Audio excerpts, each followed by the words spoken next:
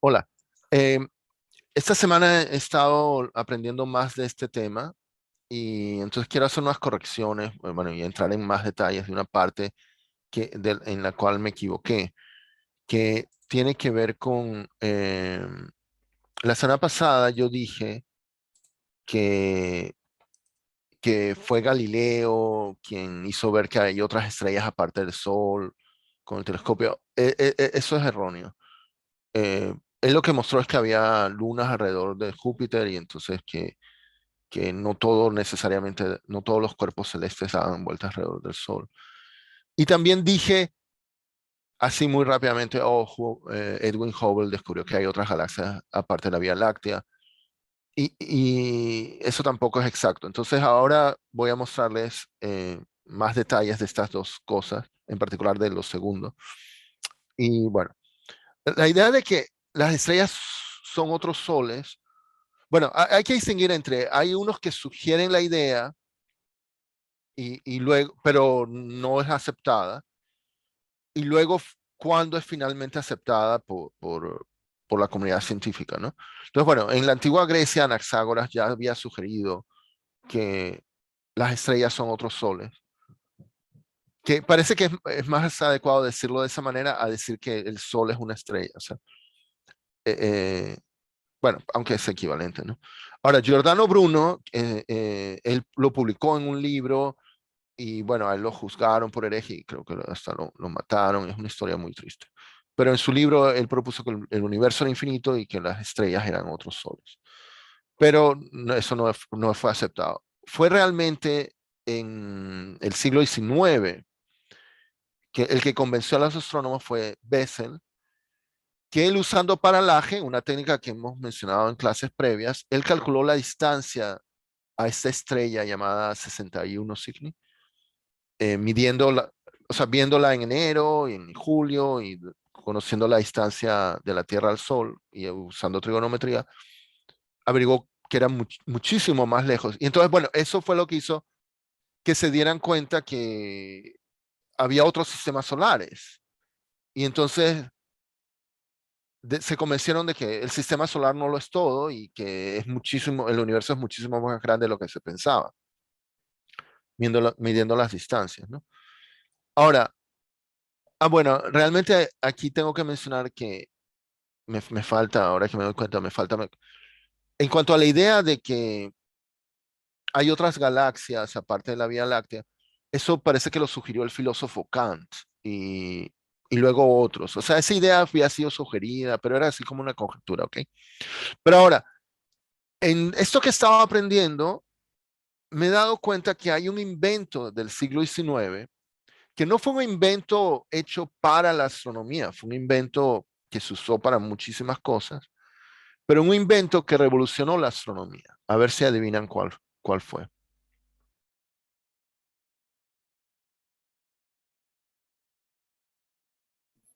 No se me ocurre que no. Danos una pista.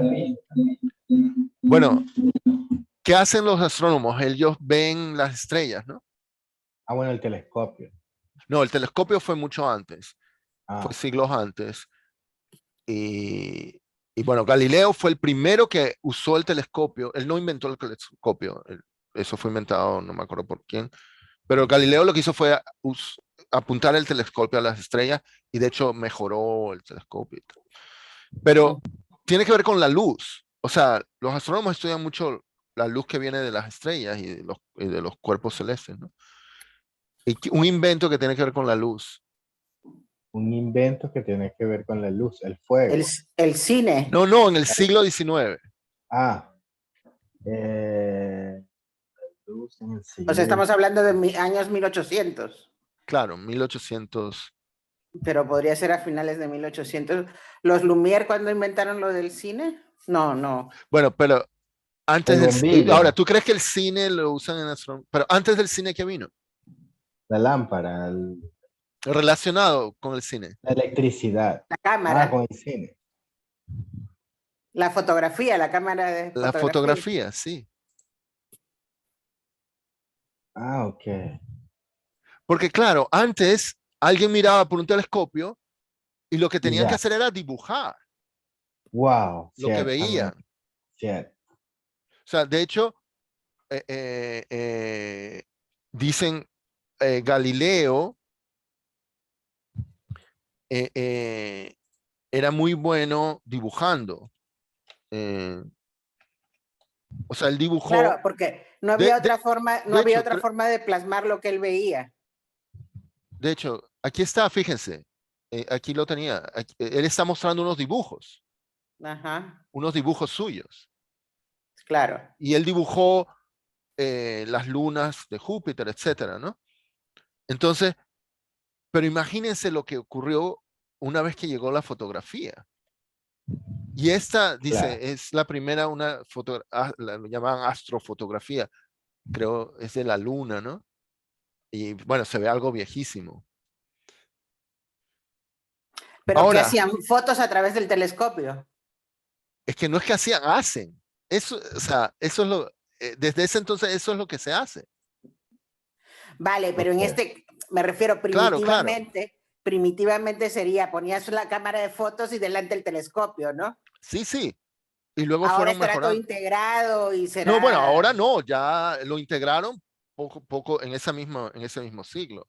vale, pero Pero sí, ya, sí, sí. Pero ahora se dan cuenta lo revolucionario. Ahora, ustedes saben, sí, lo que es una fotografía de larga exposición. sí, Sí, claro. que dejas abierto el ¿Cómo se llama? El diafragma. El diafragma. diafragma. Y entonces, claro, se ve la luz, aquí se ven las luces de los carros así. Claro. Bueno, las, las estrellas y galaxias tan lejanas son una luz pequeñita. Y entonces lo que los astrónomos con los telescopios hacen es que dejan el diafragma abierto horas. O sea, de esa manera pueden ver cosas que al ojo, o sea, mirando un humano por este telescopio no vería. No, claro. No, claro, porque estás retratando el paso del tiempo, o sea, lo que hace la luz a través del tiempo. Bueno, Sí, o sea, porque tienes que ver la luz durante un rato para que llegue, ¿no? claro, claro, pero eso lo hacían horas y horas, incluso a veces más de una noche. O sea, Ya, ahora, sí, sí, y esto explica por qué los observatorios tienen esta forma. Porque por un lado tienen un hueco así para apuntar hacia arriba y abajo el telescopio, ¿no? ujú. Pero lo que hacen para esas fotos de larga exposición, la Tierra se mueve, ¿no? Claro. Y lo que hacen es que el domo funciona como un reloj Este Vale, se va, se va compensa el compensando el movimiento de movimiento la de la Tierra Tierra. para tomar esas fotos de larga exposición. Ujú. A mí nadie me había explicado, o sea, lo entendí esta semana, ok, ¿ya? tiene Ahora, sentido. algo que ocurrió fue que, bueno, Estados Unidos tuvo un desarrollo económico muy grande en la segunda mitad del siglo XIX y había muchos millonarios. O sea, los llaman varones, bueno, y muchos de ellos empezaron a tener filantropía. Y bueno, y algunos científicos les convencieron a que donaran para crear observatorios. Ahora, el mejor sitio para tener los observatorios es en las montañas, en picos de la montaña. Y entonces era una cuestión un poco de vanidad. Empezó un pique a tener el observatorio mejor. Y aparte, y al tenerlo en la montaña, toda la ciudad lo podía ver. O sea, y entonces le ponían el nombre del millonario. Entonces, en varios sitios, en particular en California, bueno, Bueno, esa fue una buena estrategia de marketing de los científicos, ¿ah? entonces era una cuestión de vanidad que hay estos observatorios con el nombre bueno, este en particular no, pero hay otros con el apellido del millonario que donó el dinero, que hizo el dinero. Bueno, Ahora, después, pero imagínense, ahora, estamos hablando, cuando construyeron eso, o sea, todavía era con carretas. ya, Y claro. transportar a la cima de la montaña un telescopio así de enorme, o sea, imagínense, y eran unos y lentes gigantes, enormes, o sea, miren lo precario que se ve eso, ¿no? Ya, claro. Y bueno, y tardaban en carreta, qué sé yo, 7 horas para ir del pueblo más cercano a la cima de la montaña. Incluso algunos creaban como su pueblito arriba, porque era o sea, el transporte era tan lento, ¿no? Ok, entonces, estos grandes observatorios en Estados Unidos, bueno, superaron a los que había en Europa, y entonces empezaron a observar. Ahora, hay pues, el cielo que se puede ver en el hemisferio norte es diferente al que se ve en el hemisferio sur. Sí. En el hemisferio sur, por ejemplo, hay estas dos cosas que se llaman las nubes de Magallanes, Mm. que no Ok. se ven en el hemisferio norte. Y Y la Cruz bueno, del Sur también, y ¿no? los, no, no estoy seguro. Hay un conjunto de estrellas que le llaman, creo, la Cruz del Sur. Ya, puede ser. Creo que también se ven en el hemisferio sur nomás. Bueno, el, el caso es que las universidades de Estados Unidos crearon observatorios en el hemisferio sur para, o sea, ellos querían hacer como la topografía, o sea, el mapa de las estrellas, ¿no? Entonces necesitaban eso. Entonces, bueno, Harvard creó un observatorio en Arequipa, Perú, y entonces esas fotos, o sea, y lo que hacían era tomar estas fotos de larga exposición, un montón, ¿ok? Y entonces lo mandaban, y entonces en Harvard trabajaba Henrietta Leavitt, y A las Cefeidas. ella descubrió pero descubrió, miren, 1700, o sea, un montón de estrellas de ese tipo que tienen un periodo que se prenden y apagan en esas nubes de Magallanes. Y ella en total descubrió 2400, o sea, duplicó la cantidad que conocían. O sea, brutal la cantidad. O sea, ahora imagínense el trabajo de mirar las fotos y bueno, para ver que se prenden, o sea, que su luminosidad sube y baja, comparar por varios días. Ahora, la gran, aparte de descubrir tantas cefeidas, lo que ella hizo fue que encontró una relación entre el periodo en que se apagan y prenden y la luminosidad. Y bueno, algo que me he dado cuenta es que en las clases de Big History no ponen gráficos así, o sea, describen estas relaciones verbalmente, pero a mí me parece con un gráfico menos. Ahora, aquí es lo que está mostrando, la línea de arriba es la luminosidad máxima y la de abajo la mínima, ¿no? De las mismas estrellas. Y bueno, y ella tomó o sea, hay un eje logarítmico en, en el eje horizontal, pero bueno, pero ella descubrió esta relación lineal entre el periodo y la luminosidad. Entonces, el periodo era algo que podían observar tomando fotos varios días, bueno, semanas, hay unas que tienen periodos de semanas o no sé, meses. Eh, y lo que ella descubrió, bueno, ella hizo la suposición de que las estrellas que están en, qué sé yo, esta nube, están todas a la misma distancia, ¿ya? Y las que están en esta a la misma. Y entonces, eh, eh, lo que se dio cuenta es que con esta relación, si se pudiera averiguar la distancia a una cefeida, se podía averiguar la distancia a todas.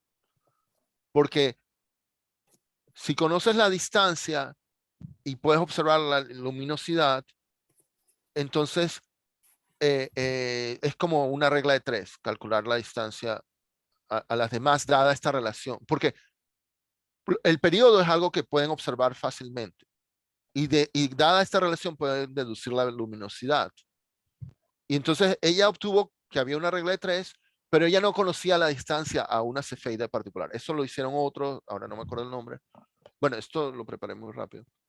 Pero bueno, hubo otro que averiguó la distancia a una cefeida cercana. Y una vez que se averiguó eso, entonces con esto ya pudieron empezar a medir distancias de muchas más cosas que estaban mucho más lejos de lo que se podía medir usando paralaje. ¿Ok? Entonces, bueno, hubo este otro astrónomo, uno siempre menciona lo del corrimiento al rojo con Hubble, y entonces uno tiende a pensar que Hubble descubrió eso, pero no fue él.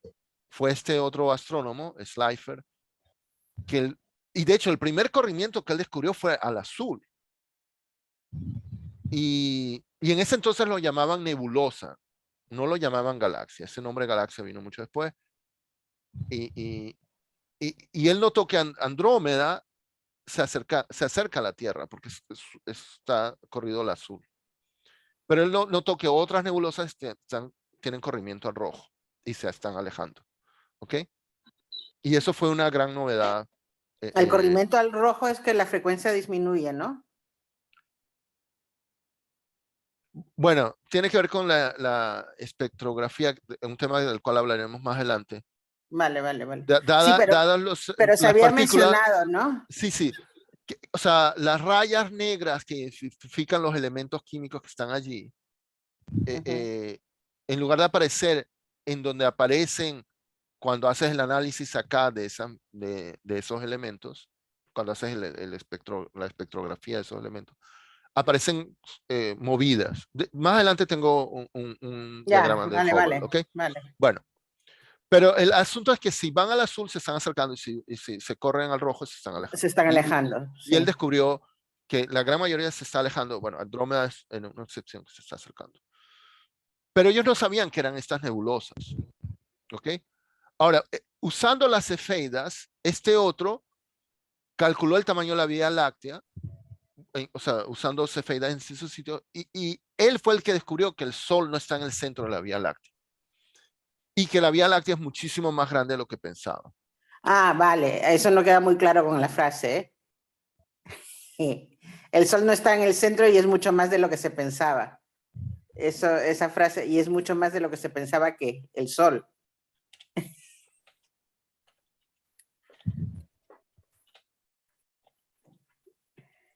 Ya.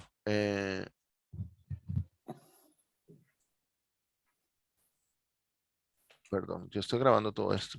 Ok. Vale. Ok, calculó el tamaño de la Vía Láctea. Y ese tamaño fue muchísimo más grande de lo que pensaban. Y él además el Sol no está en el centro. Ahora, lo que él dijo es que al ser tan grande la Vía Láctea, él decía, ese es el universo. Él no pensaba que hubiera más allá de la Vía Láctea. Y de hecho, se formó en 1920, hay algo que en astronomía llaman el gran debate, que era que pensaba que el universo es la Vía Láctea y las nebulosas son unas cosas pequeñas cerca de la Vía Láctea. Y otro astrónomo llamado apellidado Curtis, que en ese entonces ellos hablaban de universos islas. Que las nebulosas son otros universos. De hecho, la palabra galaxia no la habían inventado. ¿Ok? Vale. Y bueno, hubo un debate en una convención de astrónomos y luego siguieron el debate publicando artículos, ¿ok? Pero vamos a ver algunos videos en donde mencionan esto. Y bueno, y aquí es simplificado, o sea, ellos dijeron otras cosas y bueno, lo que dicen es que uno tenía razón en una cosa y no en la otra y viceversa, o sea, al final es como un empate. Pero en el tema particular de si el universo es la Vía Láctea o no, ganó Curtis y el que dio evidencia de eso fue Hubble. Ok, esto fue lo que hizo famoso a Edwin Hubble, porque él encontró con un telescopio más grande, el más grande que había, mucho más poderoso que los demás en ese monte Wilson, él encontró cefeidas en Andrómeda y usando la técnica de Henrietta y bueno, que había usado Shapley para averiguar el tamaño de la Vía Láctea, él averiguó la distancia de Andrómeda a la Tierra. Y era mucho más que el tamaño que Shapley había averiguado de la Vía Láctea. Entonces, ya eso se tomó como evidencia de que el universo va más allá de la Vía Láctea. Y entonces eso, los universos islas, que después se llamaron galaxias, existen, ¿no? Entonces, ahí fue cuando se dieron cuenta que el universo era muchísimo más grande de lo que estaban pensando. ¿Ok? Y esto, bueno, tuvo O titulares, sea, los hace periódicos. menos de 100 años. Sí, sí, y estoy seguro que en el centenario van a mencionar el tema, me imagino. Ujú. Y lo segundo que hizo Hubble fue en cuanto a, bueno, aquí está estos gráficos que aparecen a la izquierda. Esto es lo del corrimiento, ¿ok? Las rayas estas que parecen un código de barras Ujú. están movidas. ¿Y qué tan movidas? Se dice la velocidad a la que se mueven. ¿Ves? Ahí dice 125 millas por segundo, 1400 y tal, ¿no? Y luego está la distancia. Y la ley esta, que muchos la llaman ley de Hubble, pero renombraron ley de Hubble-Lemaitre, es que el corrimiento de rojo aumenta con la distancia. Es decir, la velocidad y la distancia tienen una relación así lineal. O sea, las galaxias más lejanas se están alejando más rápido. ¿Ok? Ujú. Y ahora, bueno, si hay una pendiente allí, ¿no? O sea, hay una constante que relaciona esta distancia y esta velocidad.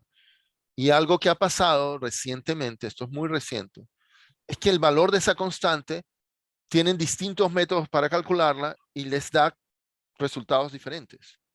Mm. Fíjense, aquí, bueno, Es una constante que no es constante. aquí cuando hablan de Hubble, es del telescopio, usando el telescopio, averiguaron esto y bueno, la rayita del centro es como el punto medio y luego esto es el margen de error. Mm. Y como pueden ver, con otros observatorios, tienen otras técnicas, tienen cuando los Les dos da, márgenes de error no se juntan. Ahora, han mejorado, bueno, lo que se pensaba, habrá errores en la medición y tal, y los han mejorado recientemente. Y en lugar de acercarse las dos mediciones, se han alejado.